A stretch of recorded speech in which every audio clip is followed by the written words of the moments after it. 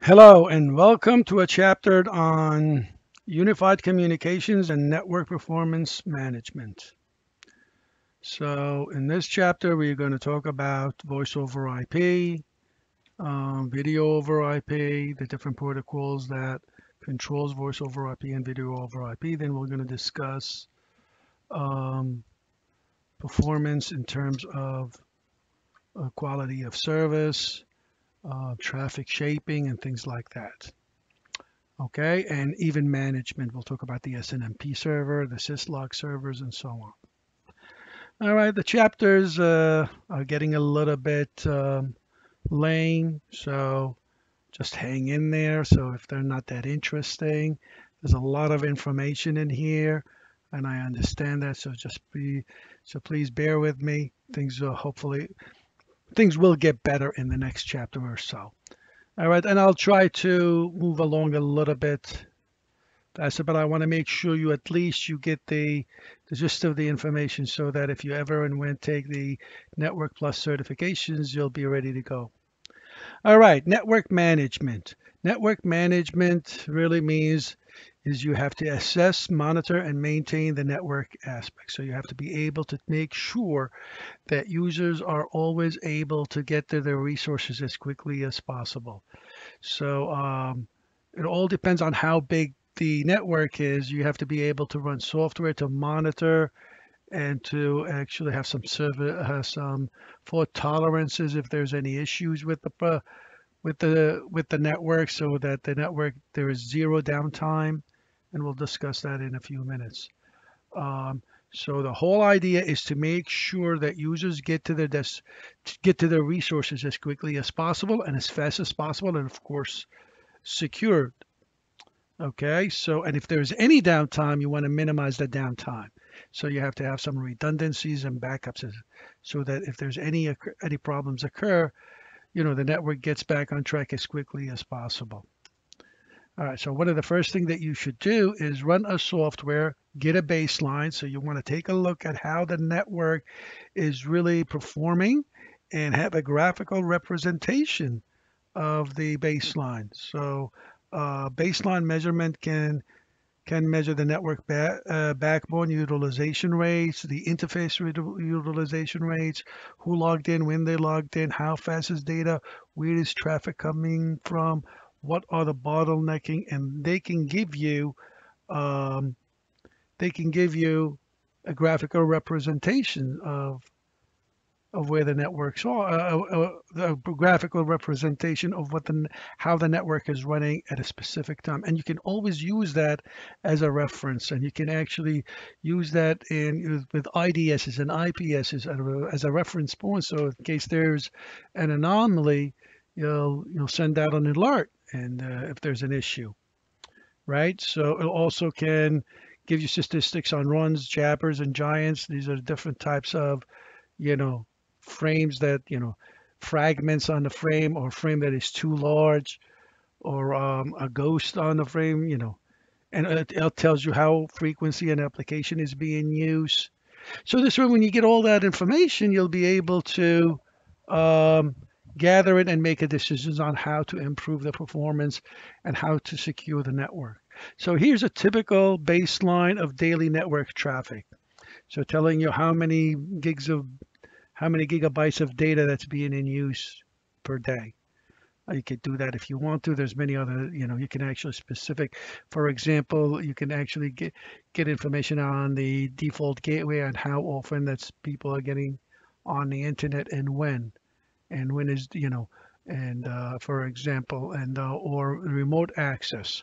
When is it mostly happening? If it doesn't happen after 12 o'clock at night, so until 6 o'clock in the morning, and it dies out, if there's a spike in traffic at 2 o'clock in the morning, that may be an issue, maybe a problem, maybe an attack, right? Because you're comparing that with the baseline. All right, so you compare future and past performances, the most critical networks, user functions. You can specify what you want to take a look at. You can, they have, you have software that goes out to all of these devices and gather information. and bring it down and bring it to a server, and then the server will actually aggregate all that information from all the different devices on the network, and it will build that baseline graphical that you've seen just a second ago. Um, Forecasting and network traffic patterns, it's sometimes it's difficult to predict. That's why you got to take, you may have to run it for weeks or months to actually get an accurate representation of how the network is running.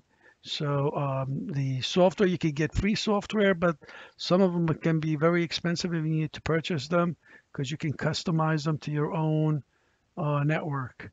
And it takes time to actually gather the data and get something useful. Most IPS and IDS systems need to know, and you need to keep tweaking the information that's in the IPS and IDS system to let it know that this is what normal traffic is. That's what really the baselining is. You need to find out what's normal. How is the network running normal? And sometimes that's hard to do, right? All right. So when it comes to rules, limits, chaos, and confusion and downtime, so make sure there are some rules that are going to, limit any of the chaos. You don't want people to go nuts when something goes wrong and start panicking and don't know what to do. And if there are some downtime, they need to know that, you need to let them know immediately that, we recognize there's an issue and it'll be up and running, and keep them up to date.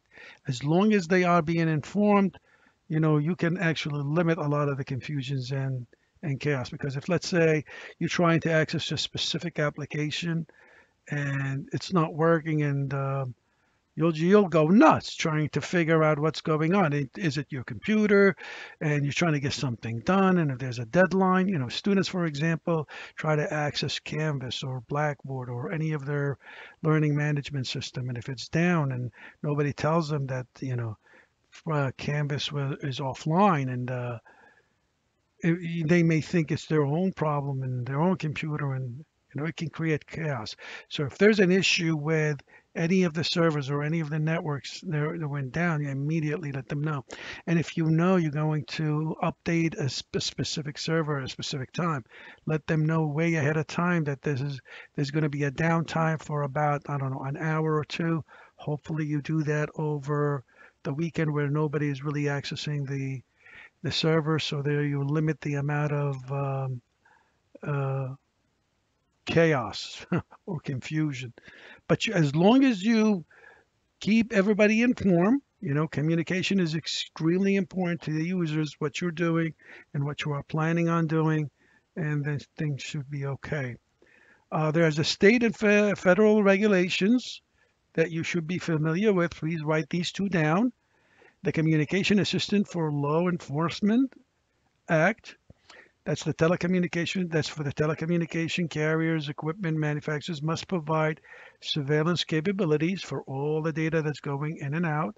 The HIPAA, the Health Insurance Portability and Accountability Act. So this is to protect all the medical records, security, and privacy. Nobody should pass on any of your medical records to anyone else without you signing off on it. So I want you to be familiar with those, just in case, somebody trying to give you the business with any of these. So let them know that you are familiar with these regulations. There is the Payment Card Industry Data Security Standard. This is created by PCI Security Standard Council to protect credit card and the transactions. There's a whole bunch of other policies and procedures.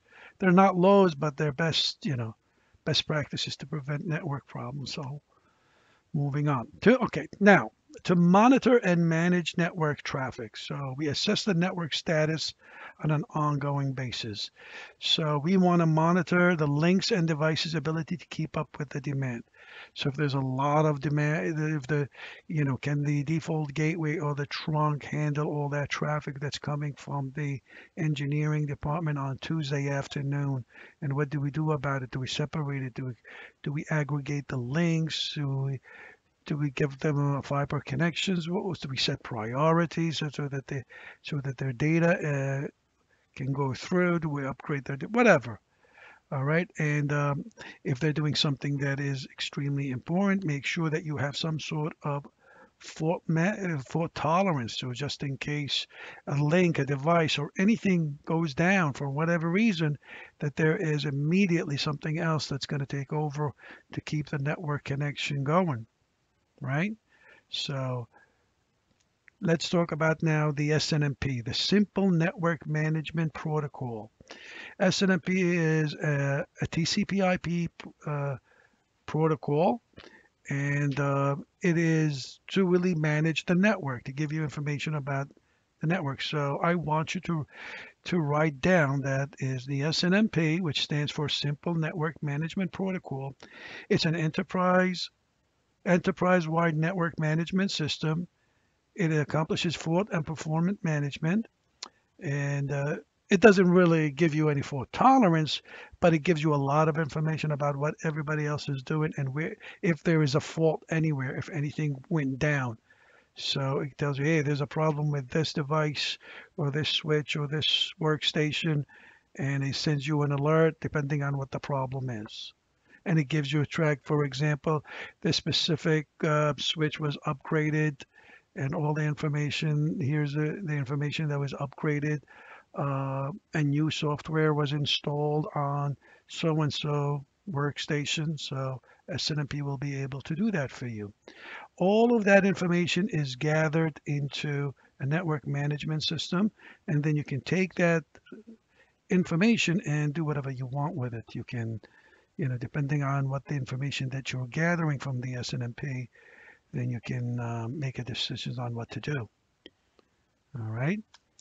Um, every single device, various aspects of the device can be managed. So you can actually take a look, gather information about the processor, how fast is it, how much memory is being used, how much money you have, how much memory you have, hard drive disk, the NIC, and anything else that you want. But every single SNMP client has a MIP, a management information base. So please write that down. MIP contains can contain managed device definitions and data.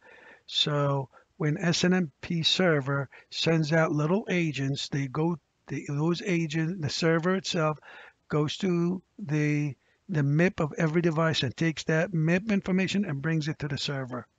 So each SNMP client, when they gather information, they put it in the MIP. And then the agents come in and then grab those information from it. You can always ask for information at any time from a client. So they have to go into their management information base, the MIP, to give you that information. All right. Like I said, SNMP is part of TCP/IP suite. You want to make sure that you're using SNMP version 3. That's the latest and the greatest and the most secure. Anything else, don't bother. Version 2, it's still widely used, but version 1 is really the legacy. Hardly anybody uses it. All right, so here's your agents. The agent goes in and grabs the information from a BIP and sends it to the server. Okay. And then the server, you can do whatever you want once you get that information with the server. All of these laptops, printers, switches, phones, your router, workstations, everything is considered to be a client, and the agents can access their MIP. All right, so there are several ways to view and analyze the data, and you can use it graphically. You can actually attach it to an IDS system. You can have it send alert directly to you nowadays to let you know if there's an issue. There are many different ways of actually, or you can actually manually go in and take a look at all the entries that in the SNMP logs if you wanted to. They are flexible, challenging to figure and fine tune, and sometimes it could be a pain to figure out where you can, if you're getting information from a specific host that is generating a tremendous amount of traffic, then you have to decide on what to do with that one device. Choose the correct, make sure you choose the correct type and information, and amount of information to be collected, because otherwise, how often do you want to collect data? That can generate a tremendous amount of traffic. And when do you do it? So, you don't want to constantly be doing it 24/7, because, it consumes a lot of bandwidth too.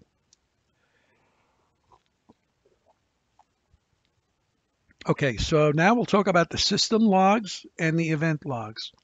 These are just system log system. They keep track of everything that is happening.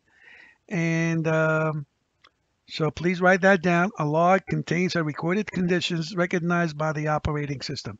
So if an interface goes down, you write it down, you log it. If you add an application, you write that down. You turn whatever that you do, any event. So for example, the event log is the window-based computer log contains monitored device information. So one of the first thing that I do if somebody brings in a device and they think something is going wrong, I go to the event viewer application and I take a look at it and to see what happens. So if I see that you downloaded and installed a file last night at 10 p.m. and that's when your problem started to occur, so and the event viewer will let me know that at 10 a.m. you installed a specific application. And by the way, in the event viewer application, you will have if the installation was successful, if somebody logged in at a certain time was successful, and let you know if it was successful or not. So, and then maybe if you uninstalled that application, maybe that would solve the problem. So always try to visit the event viewer and try to read all of these entries and see if you never looked at it, go take a look at them. But for now, write these down. So what a log is, what the event viewer application is within Windows. And please go and take a look at it. See what you have, all the information that's been logged on your event viewer. All right, syslog. Syslog is for a network. It's really based for the Linux and the Unix machines. Cisco routers and switches uses them. So when we take a Cisco, if and when we take a Cisco class, we'll be able to set up a syslog server. So all the information that goes into the router will send every event that happens in the router will be sent to a syslog server, and that syslog server has about 7 alerts from something that is critical, emergency, all the way down to informational. So if you don't want to see any informational, for example, something happened like I don't know, an update in the routing protocol, something really that's not crucial. So you probably don't care. So that's it. That's an informational. But something, for example, critical, an interface went down or crashed. So that's just you should be sent an alert. So all of that information could be in the syslog server. So please write this down. The syslog is a standard for generating, storing, and processing messages, events on a Linux or a Unix machines. And we also use them on the Cisco routers and the Cisco switches. Okay. So using logs for fault management, you can keep log keeps history, logs to keep history of everything that happened. So you know who went in and out of your network or what applications or devices were installed on your system. You need to monitor them for errors, by the way. Sometimes the logs don't tell you there's an error, but within the syslog, you'll be able to, for example, like I said, you can set alerts depending on what, not necessarily an error. If something would happen, if a specific event happens, it will send an alert, but it doesn't fix anything, of course, right? So let's talk about now traffic analysis. You want to be able to monitor the network traffic. Okay, so you can use that, how fast data is being flowing in and out. You could use protocol analyzers or anything like that, or an interface monitor. that can monitor traffic on a specific interface and see how fast it's spitting out data. If somebody is really consuming the bandwidth of the network because they're uploading and downloading ridiculous files, you can actually have that interface monitor to watch that. So if you see a specific device that is the one that's hogging the bandwidth, so you can go and check out, maybe the guy is downloading movies all day. So that, of course, that information should have been in the security policy, and he should not be doing that. And then, of course, he has to face the consequences to whatever the security policy has, right? So the network monitor can monitor traffic that a single device can encounter, or can monitor traffic patterns throughout the particular network, through the whole network. All right, so for example, here is just like this is like, for example, if you remember when we talked about IDS system, this system is an IDS. This is a port mirror. So all the information coming into the switch will also be passed here for analysis. This is a monitoring software that reads all traffic between the router and the switch. So you can have that if you want to. An AP that's set up in promiscuous mode. It doesn't discriminate anything. It just sends everything out.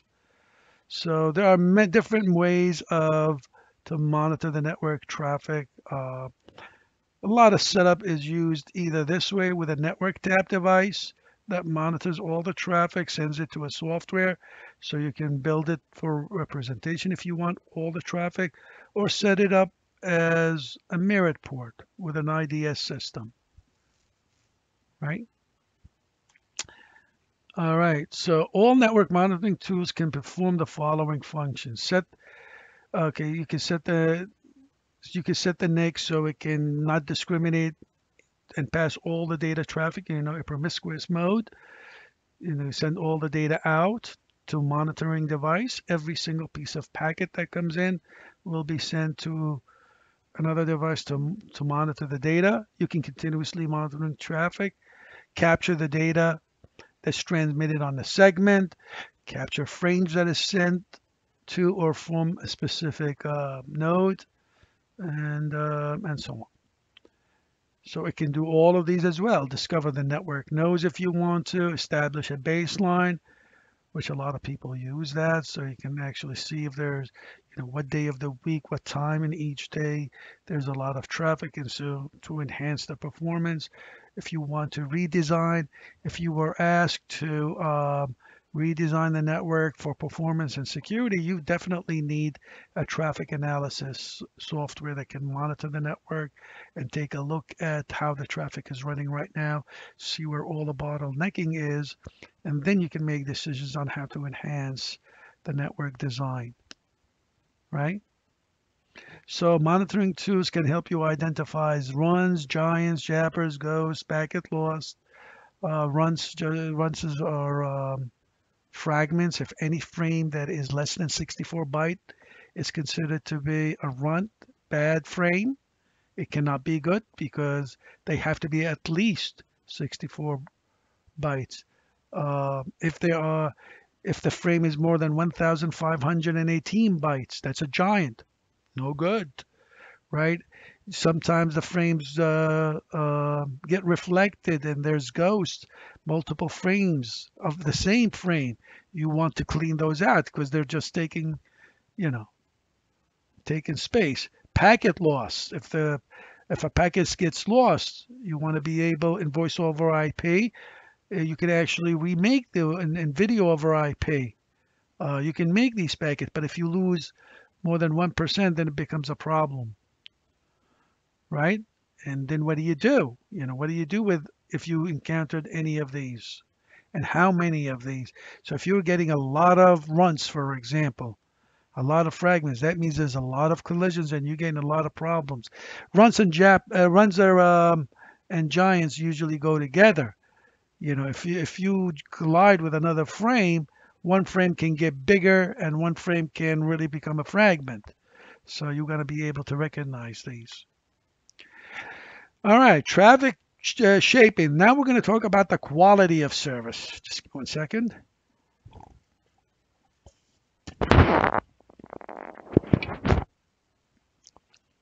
All right, so traffic shaping, please write this down, is to manipulate the packet data stream and connection characteristics. So manage the type and amount of traffic that's traversing the network. And also the goal for that, write that down as well, to assure a timely delivery of most important traffic. So it's often best used it's offer best use possible performance for all users. Typically, you want the traffic shaping, meaning you're saying, all right, you're controlling who is going to go and who is not going to go out first, setting up quality of service. So to do that, you can delay less important traffic. So if somebody is downloading a file, you tell them, okay, you have to wait. If it's a voice over IP, you go first, for example. Right? So you increase the priority of more important traffic. Traffic policing is, of course, limiting the traffic volume. How much, if you know that the bandwidth can't handle it, so don't put too much, data on the trunk, right? So you say, okay, slow down a little bit, because if we send out so much data, we know we're going to have a lot of collision. That's traffic policing. So please write that down, because that also comes up at a term that you need to be able to configure your routers and switches. You need to police the traffic, set quality of service to make sure that only packets that have priority will be able to go out first. Okay, so traffic prioritization is treating more important traffic preferentially. So first, who do you prefer for packets to go first? So you can set priorities according to the protocol, the IP address, the user group. You can use the differentiated services, that is a tag that is on the IPv4, a field that's on the IPv4 packet, that you can manipulate that number. So when routers see the differentiated services field that's stamped, they can decide if this packet has priority or not. You can use the VLAN tag on the frame layer.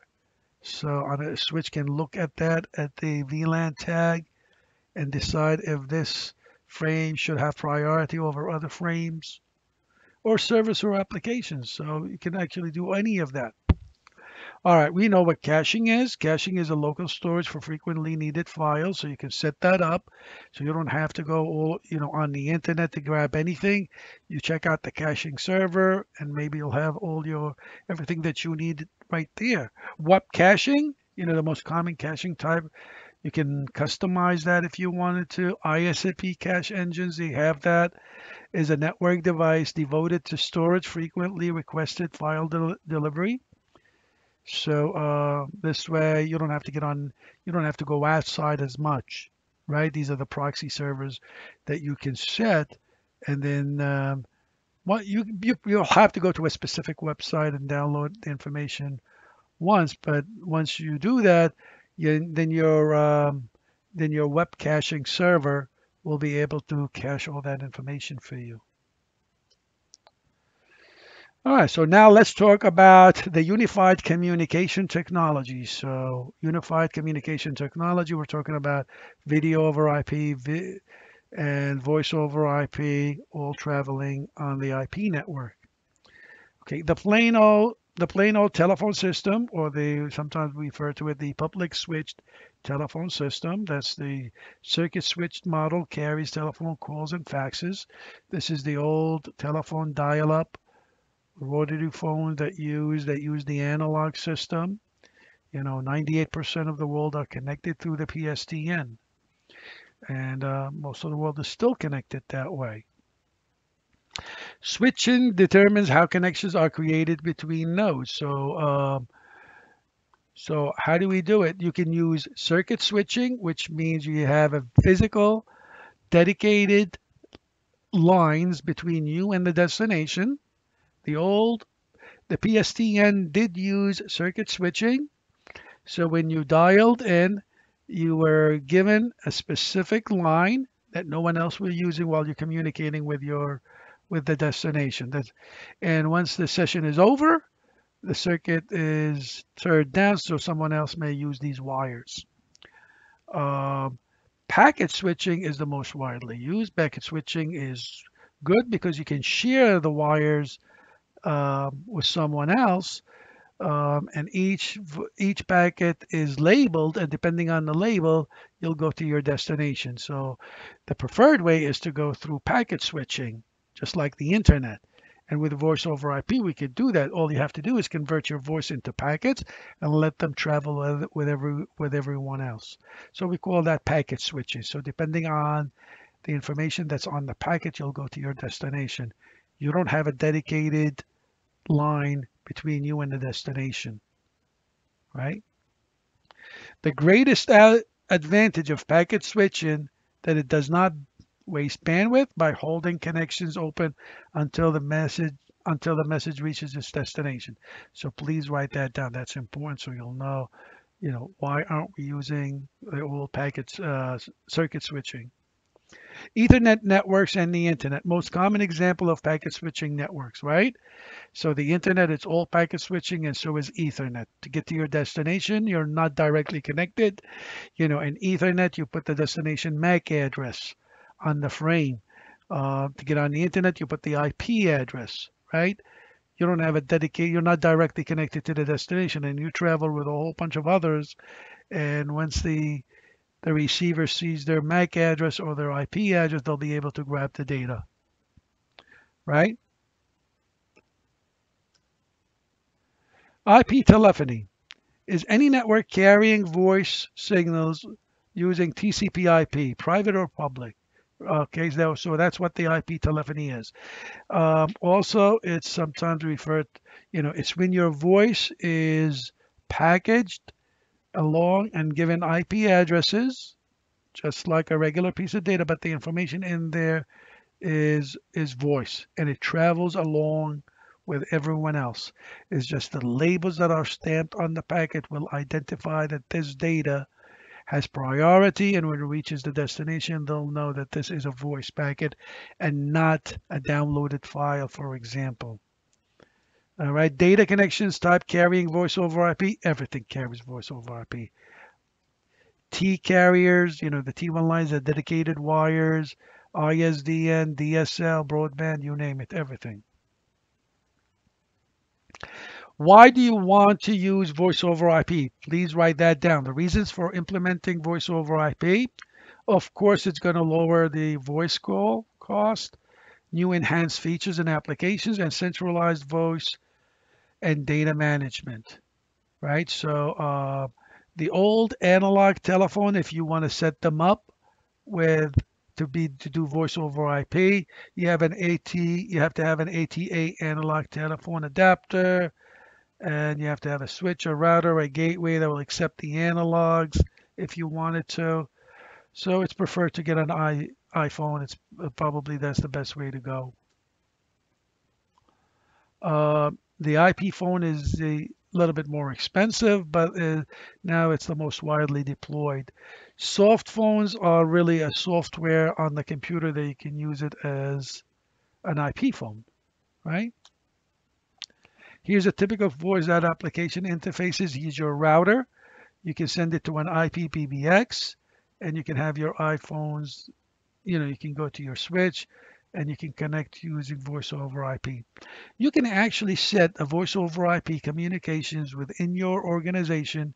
As long as you're not getting on the internet, you can have the whole campus talk to each other without paying a penny. As long as your switches are voice over IP enabled, you can use your private IP addresses to really set that up.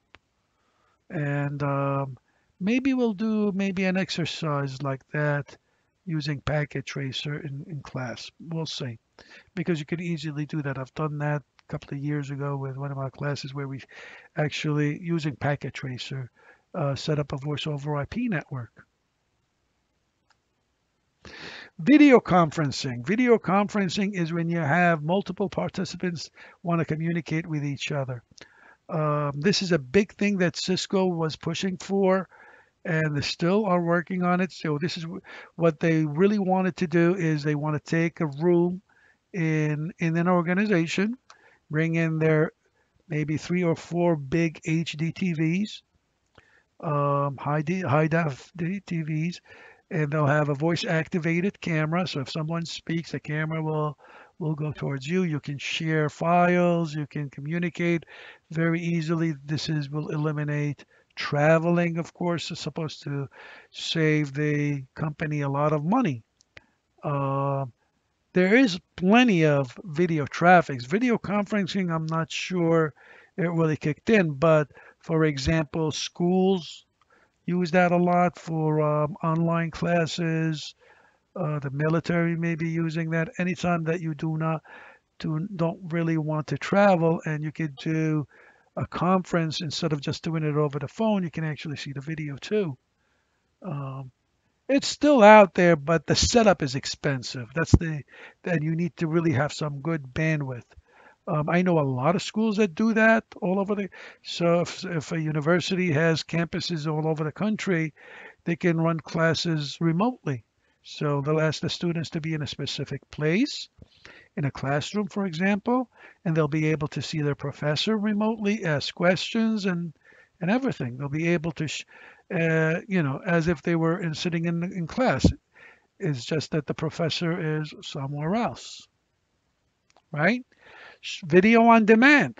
This is a big thing right now, right? So being able to access any video that you want over the internet, Netflix and all the different types of video on demand features right now. This is what really taking over. You want to watch a movie, a show, as long as it's not live, you get to do whatever you want. The only thing that is really going to not compete with video on demand is any live events, such as a football game or a baseball game or a concert or maybe day-to-day news. But otherwise, video on demand is taking off very, very, very rapidly. Um, Streaming video, like I said, so that's going to be point to point. You can go directly or point to multi-point. That you either public or public or privates. You can do it unidirectionals. Video conferencing, it has to be, like I said, full duplex. They can send and receive audio visual signals in real time. Cost, of course, is the benefit. It replaces the face-to-face business meetings and allow, of course, collaborations. Video conferencing they use it in telemedicine, education, judicial proceedings. Sometimes, if somebody suits somebody and that person is out of the country somewhere else, they can actually have them using video conferences through a video conference. Or you can use it, you can do video conferencing, not necessarily a conferencing, but surveillance.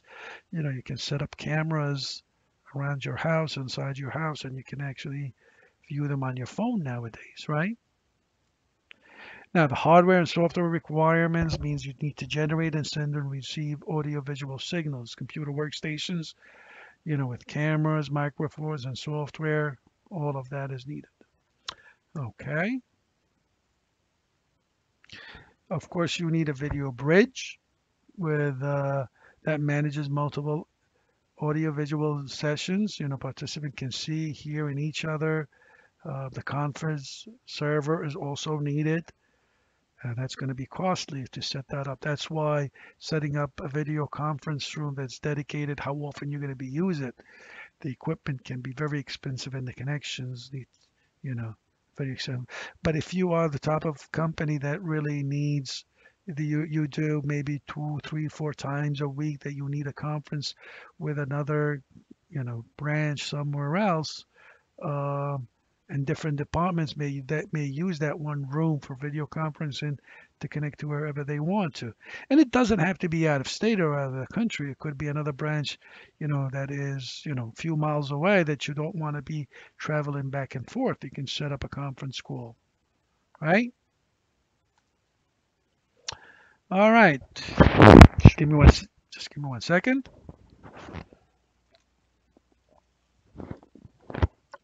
Okay, signaling. Signaling is the information that is exchanged between network components to set up the communications. Like for example, SS7 is the signaling that was used to set up two old plain old telephone analog systems. Um, so the signaling protocol like SS7, SIP is used is the signaling protocol to set up the voice over IP, the most common, the SIP, the initiation protocol, which we'll discuss in a few minutes. So the signaling protocol, please write this down.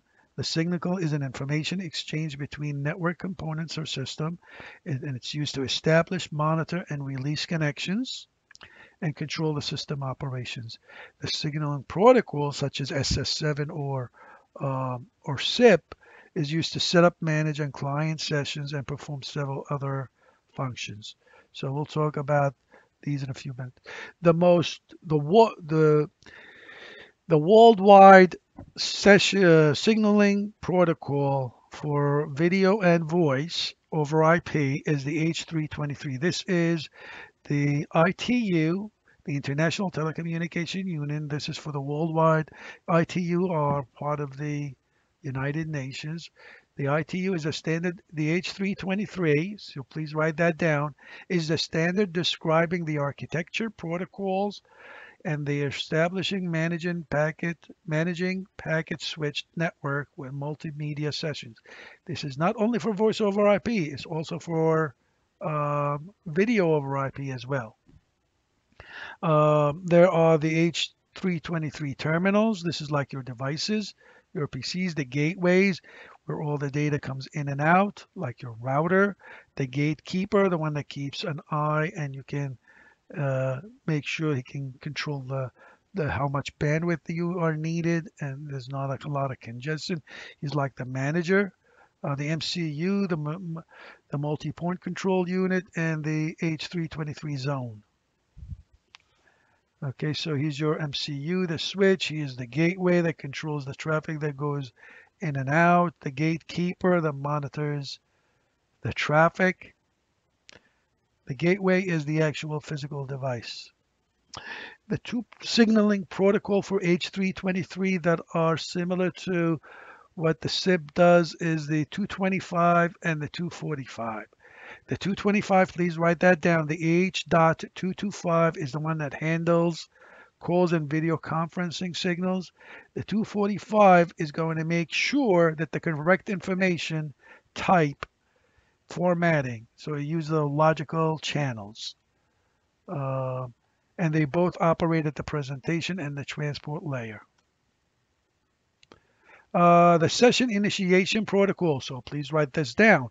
It's an application layer signaling and it's multi-service control protocol packet-based network. It performs pretty much what the H323 does, specifically the 245 and the 225, but it's much easier to configure and set up. This is the most widely used in North America for setting up. And by the way, it just sets up the sessions. It has nothing to do with the actual flow of data that's being carried. It's really just the initiation of the session. This is like the SS7. This is just a software that sets up, opens up a channel between the sender and the receiver. And when they're finished, they just, they tear down the session so someone else can use it. That's what the SIP is for. So here are the different components of the SIP. If and when you ever become a voice over IP engineer, you'll get familiar with these terms. All right, so please write this down in case someone asks you what are the advantages of SIP over the 323. Well, it's simpler, fewer instructions to control call, consumes fewer processing resources, and more flexible. Easier to configure, really. Just a few lines and you're already good to go. They both regulate call signaling, by the way. And the most important point I want you to know is they do not account for communication between the media gateways. They have nothing to do with the information that's flowing, in other words. All right, the MGCP, the Media Gateway Control Protocol, and the Megaco, the 248. The Media Gateway Control Protocol accepts PCTN lines. This is like a gateway, like a router. It can accept old plain old telephone wires, and then they connect you to voice over. Then they switch those old telephone calls to voice over IP packets. For example, if you have a old dial-up phone, and you dial somebody that has a voice over IP phone, most likely you're going to go through a media gateway. Maybe not the old MGCP. Maybe you'll go through Megaco to be able to convert your voice back and forth. That's what it's for. So please write this down. This is what the media gateway is for. It does these three things. So write these three things down. The media controller is a computer that exchanges multiple media, facilitates the exchange of call signaling information, and also called a soft switch. So this is really a switch that switches data between it's really a software for voice over IP. So if you have a very large voice over IP network, most likely you'll have an MGC somewhere. MGCP is used on multi-service networks supporting many different media gateways, and it operates with 323 and SIP, but it's an older protocol. Nowadays we have the Megaco, I should say. Here are your different media gateways, right? So it's still in use today. So if you call somebody out of the country, and those people that are out of the country are not using voice over IP, most likely you are going to go through a media gateway that's running either the MGCP or Megaco. Please write this down. So for Megaco it's a newer protocol because that's the most widely used today for voice over IP, performs the same function as the media gateway controller. Different commands and processes. It still operates with 323 and SIP. It's much better, much more efficient, faster than the MGCP. It supports the asynchronous transfer mode, ATMs. MGCP did not do that.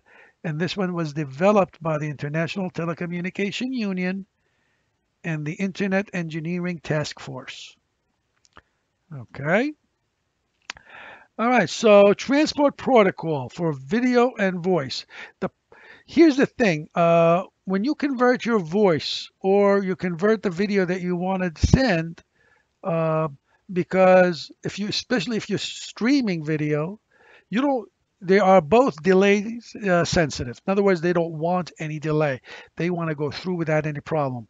If you go to use TCP transmission control protocol to transfer your data to the destination, to transfer your voice or your streaming video, that's a problem because we know TCP has delayed. They do it's connection oriented. They have to make a phone call, the three-way handshaking signal, and every packet that goes in, the receive if every segment that you send, the receiver has to send you back and tell you that everything is okay before you actually receive everything, before you tell them that you know all the data has been received. So you got to wait till everything is fully there before you actually put the files together. So TCP, the way it works is it wants to guarantee that the data gets there, so there's a delay and there's a constant communication between the sender and the receiver.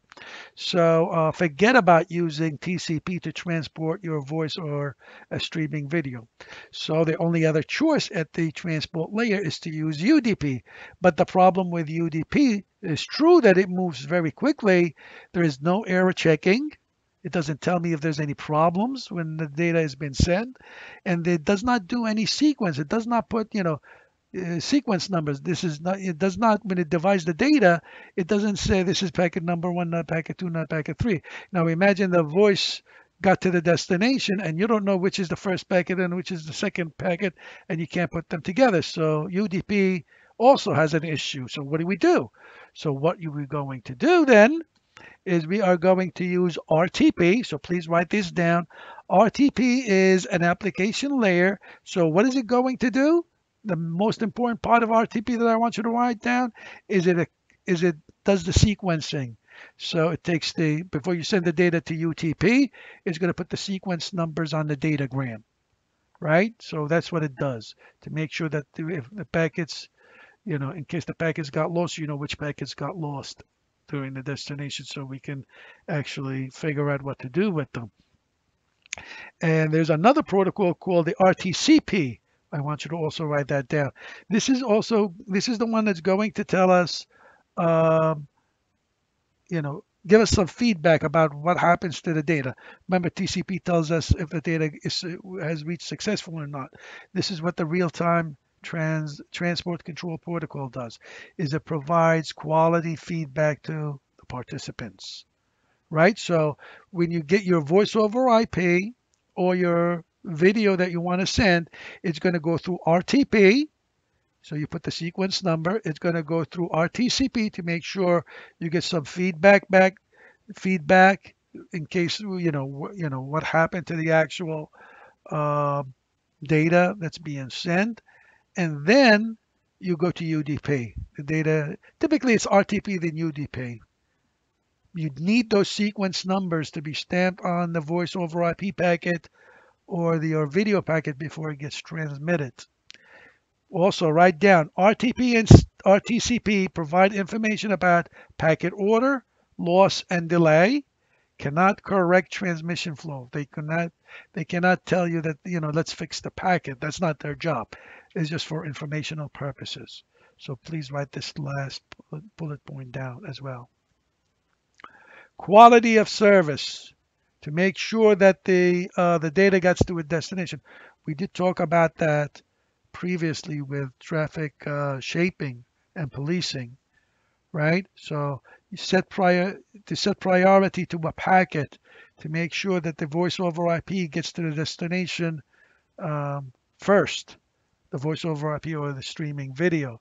So please, the QoS, please write this down. Preventing delays, disorder, or distortion require more dedicated bandwidth, and it requires techniques to ensure high quality of service. So we need to measure the network service performance, make sure that we have accurate and accurate data. Data does not get corrupted as much, and we need the information to make sure that the data has reached the destination successfully. You need to see how the quality of voice. For example, if the video, you can actually tolerate up to 1% voice packet being lost, and on the other end, you can actually figure out what the lost packets are from the previous, and also with video. But if you go above 1% of the packets getting lost, then you have a problem. So what you need to do is very probably the connection is bad. You're getting a lot of collisions or whatever. So you have to reconnect, right? There are different ways to really do quality of service. You may use the differentiated services. This is addresses. This is a label that you place on the IPv4 packets. The differentiated services. You can actually, that number will depending on what that number on the label is, will tell the routers if this packet has priority or not. So in IPv4, you use the DiffServ field. In IPv6, you use the TC field. It's really an 8-bit number, depending on what type of packet you have. There are two forwarding types. You can do expedited forwarding. So there's a couple of bits, and if these 2 bits are active, depending on what these 2 bits are, that means you go first no matter what, right? This is like you're sending an email first class. They go out first no matter what. A short forwarding, data stream is assigned to different router resources depending on the number in there. I think there's like 6 levels of AF, and there's a 2 or 3 EF. So if you are on the top of the EF, you are the first one to go. And if you are regular data, you can be assigned in 5 different classes. And each class has high priority, moderate, or low, depending on what class.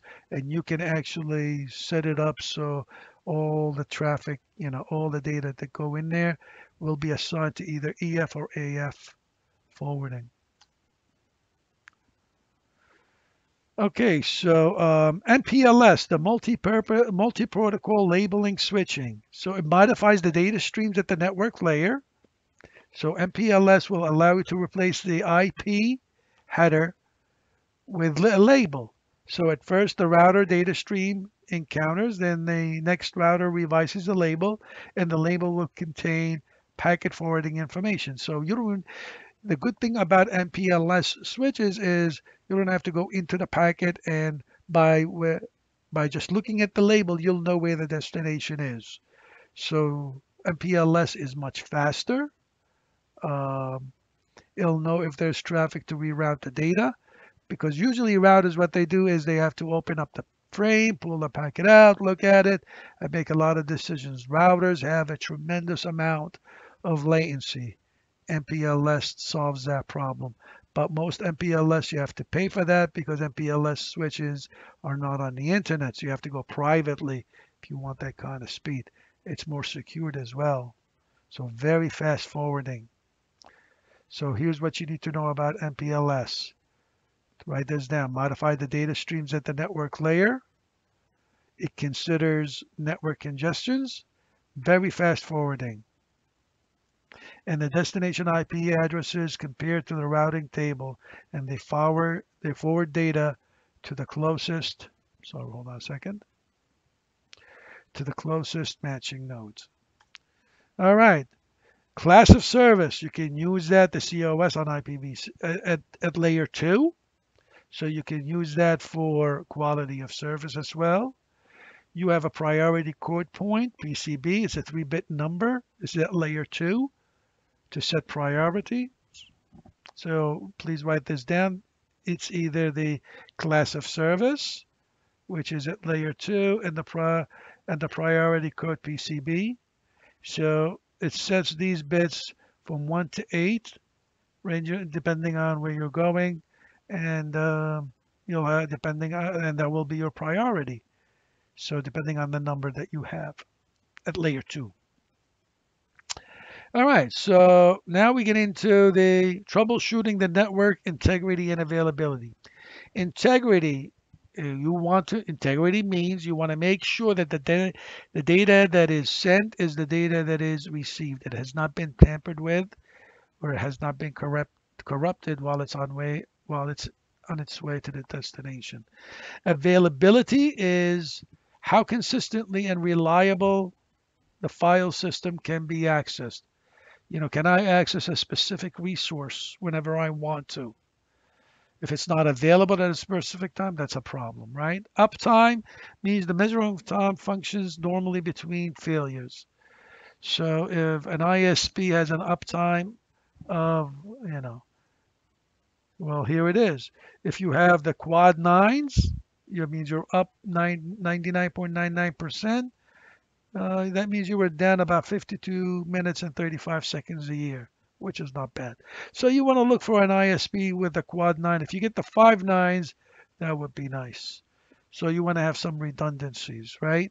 You maybe have multiple ISPs coming into your network in case your ISP went bankrupt or for whatever reason lost connections. You'll have a backup. All right, some general guidelines. Allow a network administrator to allow only the network administrator to create and modify network operating systems and application file system. Don't let just anybody really configure the NOS or application files. Monitor the network for authorized access and changes. Record authorized system changes in a change matter. Installed redundant components, and so on. Keep backups, of course, and system images stored away. Fault tolerance. Fault tolerance is being able to continue performing even though there is a failure, right? A failure means something crashed for a specific amount of time and you need to bring it back up. A fault is something that is malfunctioning, right? Is not working right. Fault tolerance system means if there is a failure or a fault, the users will still have access to their resources because, if a link breaks, failed, the switches on the router should be able to reroute you to another link that's been sitting there, sitting idle. Even if the gateway router failed, you'll be able to go to another default gateway. We'll be able to do that, by the way, with in one of our Cisco classes. We'll be able to set redundant links, redundant gateways, just in case the default gateway crashes and so on. So we'll be able to set all of that up. Here's a typical redundancy setup. Hold on a second. So here's the different connections that you can have with routers, to firewalls, to switches, just in case one fails. The other one will pick up immediately. You can have a failover capability, hot swappable components. So if a hard drive fails, you can pull out that hard drive and put another one immediately. But typically, remember when we talked about in earlier chapter, if I'm not mistaken, we use a RAID 1 where you can have duplexing or mirrored drives. So if there's a server, you definitely have to have that mirrored drives. You don't have to have hot swappable drive, but you could do that if you want to. Link aggregation is important. We will do that also in our Cisco classes where you can have, please write this down. A link aggregation is the combination of multiple network interfaces to act as one logical. And we can also use them, by the way, for load balancing. So instead of using one link, we're using both. Here, let me show you what I'm talking about. I think, yeah. So we'll be able to set something like this. Instead of having one connection to the server, let's say this port is operating at 100 megabits per second and there's another port open, you can use this link too. And for load balancing, that means I can use both links to send out data at the same time. If one link breaks, the other one, then we're just sending data on one link. The LACP will allow us to do that. LACP will allow up to 8 ports being used at the same time. So the link aggregation control protocol will be able to allow us to aggregate links so that you can have it for redundancy and improve performance as well. Or you can have multiple switches, non-intelligent switches if you want. You can have failed accesses, in a mesh connection, so there is no central point of failure. The DNS server could be, when you have the DNS server, you should have multiple DNS servers set up. So if one fails, the other one takes over immediately. We also do that with DHCP server because sometimes it's hard to really back up a DHCP server. If one fails, what are you going to do? You don't know what it leads and how often because it's dynamic. So what you do, you have multiple DHCP servers or DNS servers that are interconnected with each other. And so if one gives out data, the other one just keeps up for a DHCP server. If one leases out an IP address, the other one keep track of what IP address was leased. So in case it needs to do it itself, it doesn't have to give out the same IP address. Or you can have those DNS or DHCP servers go, service the clients in a round robin technique where, you give out, then the guy next to you will give out the information next and so on. The Common Address Redundancy Protocol will allow a pool of computers or interfaces to share one or more IP addresses. Um, this is, I don't know how often. I never use that, to be honest with you. So you could do that in case for redundancy purposes. You can have multiple IP addresses. So here's a multiple DNS services that use the addressing services.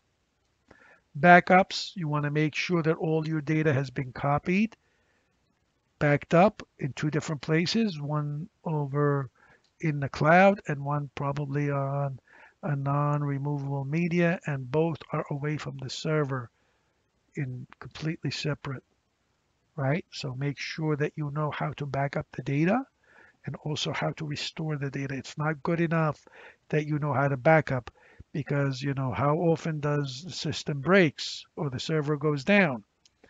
And maybe after 2 or 3 years it goes down, and nobody knows how to restore the data.